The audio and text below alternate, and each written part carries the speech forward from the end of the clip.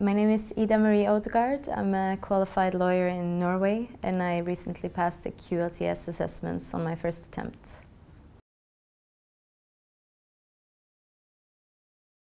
I worked 4.5 years in Oslo, Norway after law school and after doing a 6-month secondment in London. During that time I really wanted to move to London more permanently.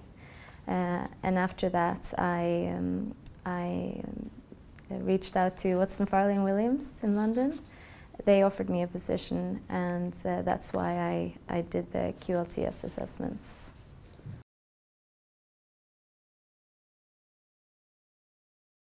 I really wanted to live in London. After my secondment I thought London was just a fantastic city. It's not too far from Oslo, which is where I've always lived. That was necessary in order to work in London as a solicitor. Then I had to take the QLTS assessments in order to come and work for Watson Farley.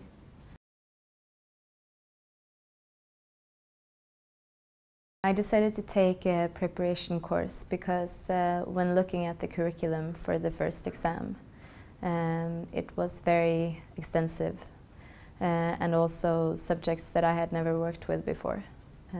Or subjects that I hadn't really read about in 5, 6, 7 years. So my firm suggested that I use one of the training providers and they put me in contact with one training provider. Then after the multiple choice exam I felt that the training provider that I used wasn't as good as the QLTS School. From speaking to other candidates it was clear that the QLTS School offered many mock exams, which I thought was the most useful form of preparation. So then when I was preparing for the final 2 exams, we contacted QLTS School instead. My experience was very good. I was put in contact with a tutor called Sarah. She was available for me to call whenever I had questions. I could email her questions or comments and she would respond very quickly. We would do mock exams and she would be very brutally honest, but also say when I nailed it, she would give me good feedback on that. She would say what worked and what didn't work and what I would need to focus on in order to pass the QLTS. So it was a very good experience. The mock exams and for the interview part and the attendance note as well as the presentation was very useful. Sarah pointed out to me what I needed to look for and what I needed to focus on in order to improve my presentation. Especially the interview part I found quite challenging because it's a very sort of an artificial form of examination, because in real life you always know more about the client you're meeting or the issue that the client has, at least in my work, but there you don't, so you need to learn how to ask a lot of questions, you need to know what to look for, and that was very useful to learn. I had limited time on weekdays to prepare it because I was working full-time. Before the multiple choice exam, I didn't really read that much. I read for 2 whole weekends and then a few days before the exam. That wasn't sufficient at all. Before the other 2 exams, I was able to prepare 2 months in advance and also had 6 days of study leave. And even that was quite short time to prepare because there were so many subjects to cover. But for the final 2 months I didn't do anything but read in the weekends and also on weeknights.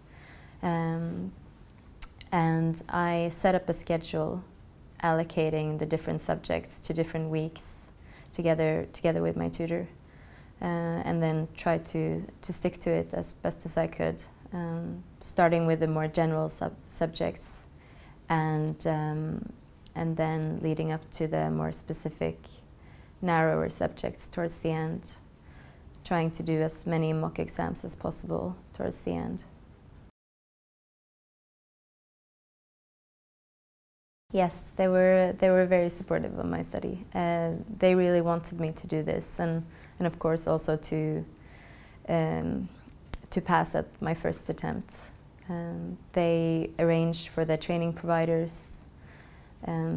They paid for the costs of the training provider as well as the exam cost.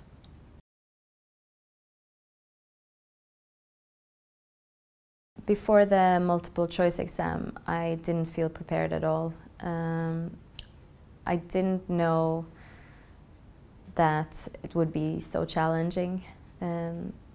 We had, I think we had 90 multiple choice questions. Each question was about 2 minutes to read, and then you have 5 alternatives, which were drafted in a way that made it very difficult to know which one was the right answer, because a few of them might have been, well, clearly the wrong answer, but then 3 of them were very similar. So I thought that went horribly.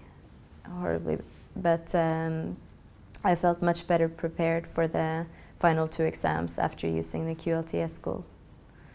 It was, I didn't feel like crying when I walked out of the exam.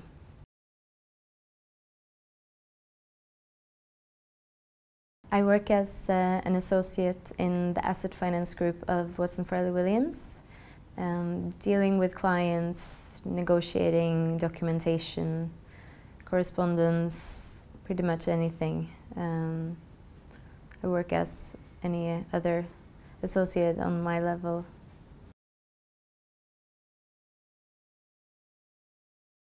It was a prerequisite for working at Watson Farley as an associate that I did these exams successfully. So I think it would be very difficult for me to get the job that I wanted without taking the assessments. So I think I wouldn't have been here if I hadn't.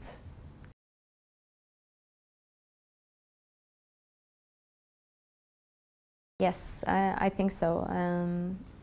I was quite confident before the multiple choice that this wouldn't be that challenging, but then it turned out to be. Especially the last 2 exams were so different to what I'm used to from Norway that I think it would be very challenging to pass them without having any sort of tutor or trainer telling you this is the type of exam that you will have.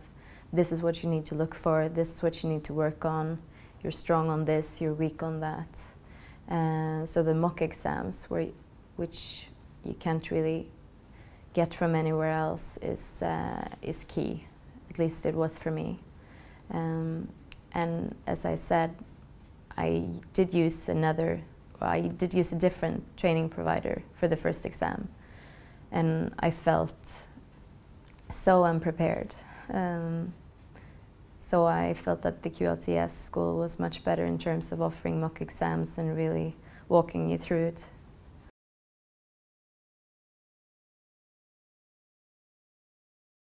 I would recommend that they start well in advance, especially for the first one, because there are so many subjects to read up on. For the final 2 exams, the OSCE and the TLST, doing mock exams is key, so allocate a few months. Make sure you do a lot of mock exams and especially practice the OSCE with the interviews and with the presentations.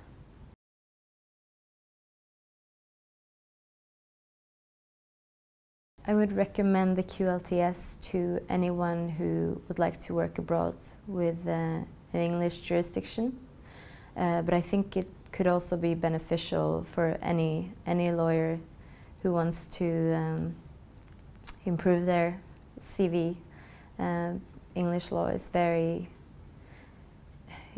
key for many jurisdictions, and a lot of other jurisdictions tend to look to English law for guidance. So I think it would really give anyone an advantage.